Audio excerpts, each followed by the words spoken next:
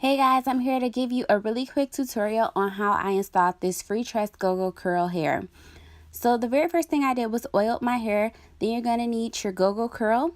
You're going to need some pink lotion and of course a crochet needle. So the very first thing you do when you open the package of hair is you rub that pink lotion down the hair. What it'll do is it'll cause the hair to separate a lot more easily so that you don't get tangles. If you don't put anything on it, every time you try and pull apart a strand, you'll get like big knots at the end and you'll ruin at least the very tip of the hair. So once you've got that separated, you want to take very small sections for the front of your hair. And why you do this is so that your hair isn't overly thick. That way you won't kind of look like you belong in the Wizard of Oz. You'll look more like someone with naturally curly hair.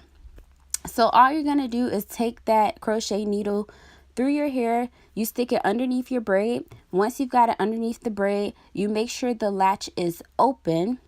You put the hair on the hook, close the latch. That's the most important part, or else it'll get tangled in your braid and your hair and it hurts really bad.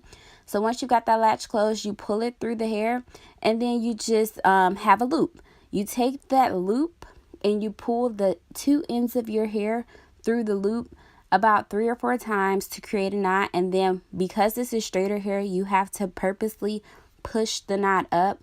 With the straighter hair, you have to make sure that knot is tight or else it will slip off and then you'll wonder why you're finding pieces of hair just falling out your head.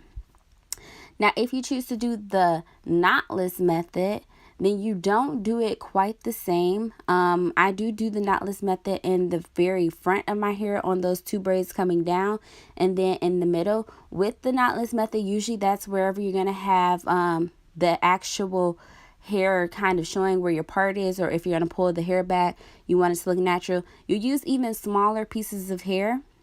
And what you do is you do the same thing. You put the hair on the loop, close the latch, pull it through. But instead of pulling both ends of that hair through the braid, you only take one end of hair. So what I do is I kind of secure the end that I'm not pulling through with my fingers at first, just to make sure I don't accidentally pull through. And then you do the same thing. You pull the one side of the strand through the knot 3 or 4 times, and then you make sure you pull it down. So as you go up, your hair gets closer and closer together. So at the very bottom of my braids, my cornrows in the front, the hair is spaced about a finger width apart.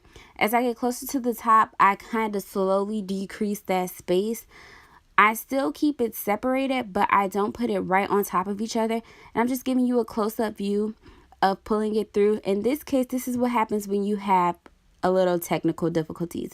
So you have to be careful, because sometimes when you pull it through the push the crochet needle through the cornrow, it can get caught on your hair, the cornrow beneath it. And so the best thing to do at that time, so you don't snap your hair and it really hurts, is you have to get that crochet needle out of your hair and just make sure when you put it under, you kind of tilt it upward so it doesn't catch the hair underneath that cornrow that you're working on. And so then you keep doing the same thing. You just pull it through and you continue to create it. And if you can tell, the ones I've already done, they look really neat beneath it. It has pretty fair spacing. So right now it's a little gappy and scalpy, but you don't really worry about that, because the closer you get to the top of your head, the more hair you'll use and it'll cover it up really well. If you use too much at the bottom, you'll find yourself looking super duper crazy. But some people like that look. My sister personally likes it. I do not. So typically when I do the crochet install, I do not use any more than 3 packs. I always buy a 4th pack just in case of technical difficulties. But I don't use more than 3 packs with this particular install with the GoGo Curl, because I was using such small pieces.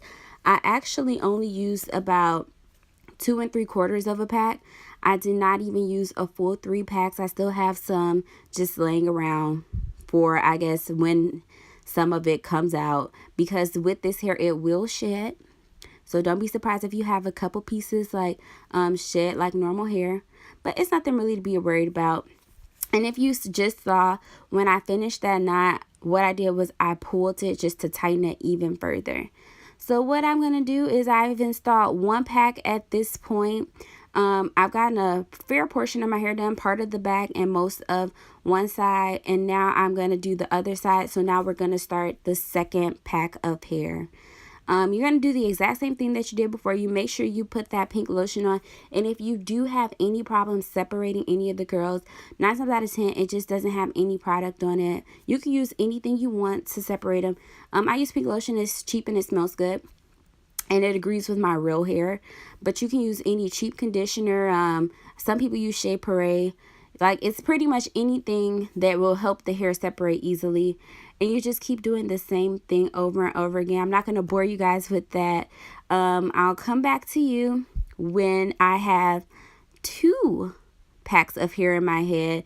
I'm just going to give you a little demo of doing the exact same thing over and over again. It can actually get really, really boring.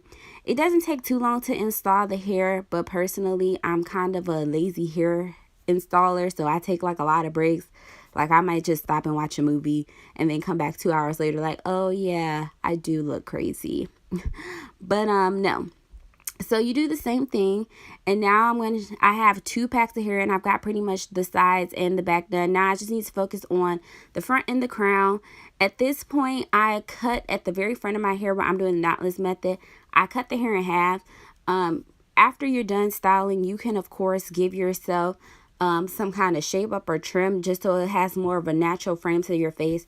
I'm not that good with cutting hair, so I figured that in order to give it a more natural framing of my face, what I did instead was I just cut it in half. That way it'll give it natural layers as I go, and I won't have too much work to do.